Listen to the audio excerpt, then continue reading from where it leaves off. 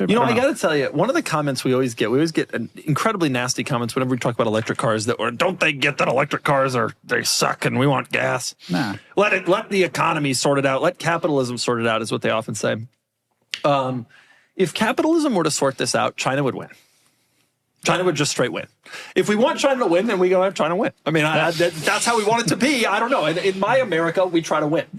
I'm serious. Like, I'm not trying to be Trump, but like in my America, we win. And in my America, the America that I've known and that I've seen over the last 200 years, like you try to win. You try to be at the forefront of technology and everything else. Man, 200 years? Christ, you look good for 200 years. Heck yeah. Heck yeah. But the point I'm making is like, if we let capitalism sort this out, China wins this game.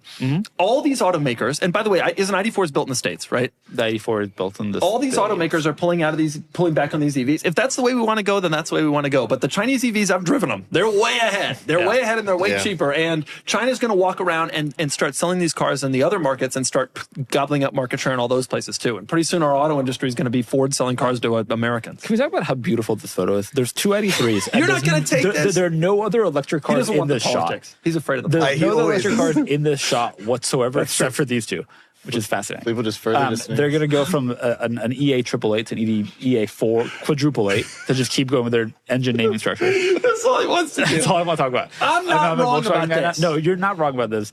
Come on, admit that there's an interesting story there, which is that if we continue to pull back on EVs, which is what's happening, and if we don't incentivize EVs, which might be the right move, it's certainly what the consumers seem to want right now. But if we do that, China is not in that situation, and they are making these cars better and selling them better. And every week we report on a new automaker that is pushing back their EV targets. I think the other thing that often gets missed in this is that we have, over the years, the US and Europe and other countries have heavily incentivized a lot of different things that we have kind of forgotten. The reason that diesels were so big in Europe is that diesel was heavily subsidized or incentivized, right? There were incentives to manufacturers building them.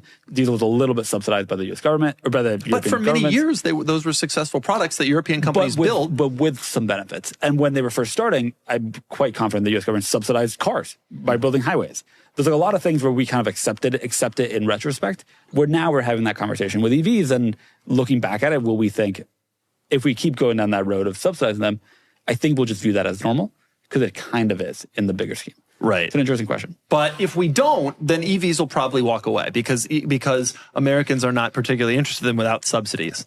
And then maybe. And then technology advances. You go to Mexico, you go to Latin America, the Chinese cars are already there. They're already selling them there. They're going to continue to. You go to Southern Europe, they're already there. Technology advances though on electric motors, on batteries, and that will also make an impact. Yeah, but the question is, will when we eventually adopt it, when we have to, will China have already succeeded? Yes. You know what I'm saying? And they will have charging stations and better technology. Right. And yes, 100%. And that's the fear. That's the fear with walking this back. That's the fear with the government walking it back. And that's why we can't just necessarily just let capitalism sort it out when we have the conversation.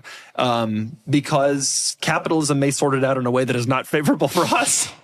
And our government this isn't pure capitalism. Our government has the ability to kind of put their finger on the scales of what actually succeeds. This is not where I thought this conversation would go. I'm surprised to hear myself saying this too, but I've been thinking about this more and more over the last few weeks. And when you hear about when I drive these Chinese cars, I'm astonished. They shouldn't have sent them to us. Now we know how good they are. Now we're like, crap, we got to catch up. Maybe they're going. Yeah.